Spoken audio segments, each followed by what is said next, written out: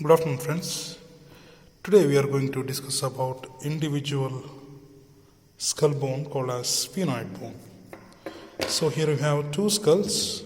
One is here colored, properly colored. Another one is we have not colored, and we can identify an individual sphenoid bone.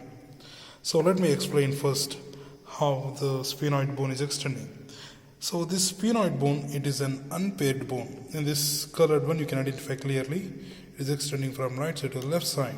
It is an unpaired bone which is present in the skull. Okay, and it is in the shape of a bat.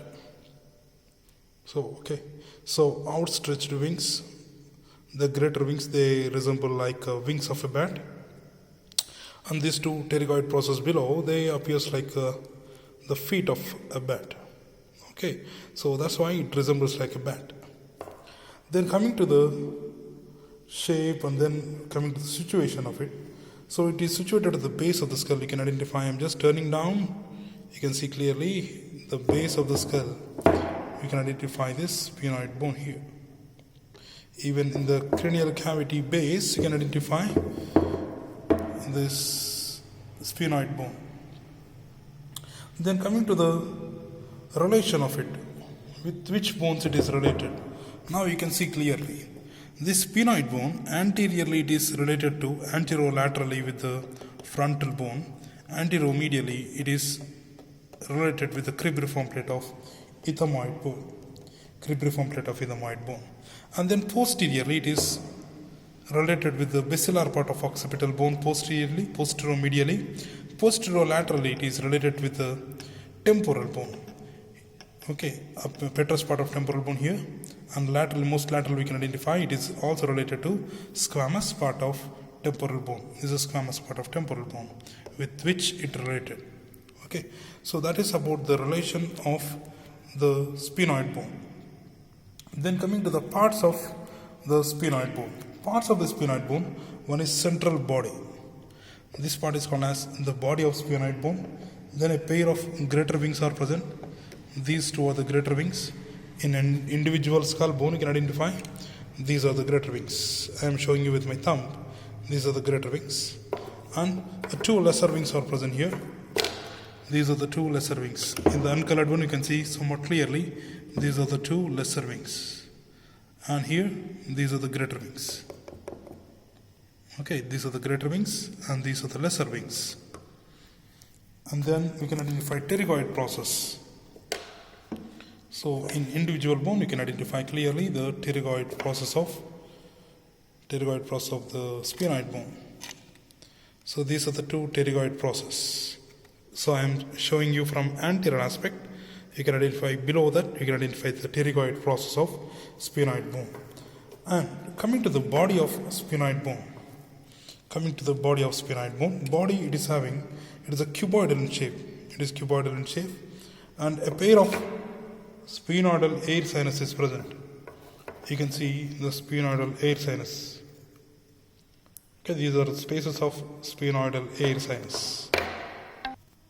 Then I will show you the surfaces of body of the sphenoid bone. There are superior surface. This is superior surface of sphenoid bone. Then you can identify here.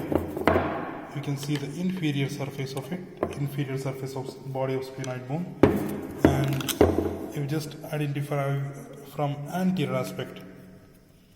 This is anterior surface of sphenoid bone. I just putting it down and show you the anterior surface of sphenoid bone. This is anterior surface of sphenoid bone, and then we can identify behind it. Just turning it posteriorly. Yes, here you can see the posterior surface of sphenoid bone. Entire this surface is posterior surface of sphenoid bone, where it is going to fuse with the basilar part of occipital bone. Then let me explain about the superior surface of sphenoid bone. So in this superior surface, what are the things we can identify? First and foremost, we can identify ethmoidal spine. You try to feel the spine. It is exactly present behind the crista galli. There we can identify the ethmoidal spine. Then behind the ethmoidal spine, we can identify the flattened superior surface called as jugum sphenoidal. Jugum sphenoidal. Behind the jugum sphenoidal, we can identify the sulcus. So this sulcus is called as,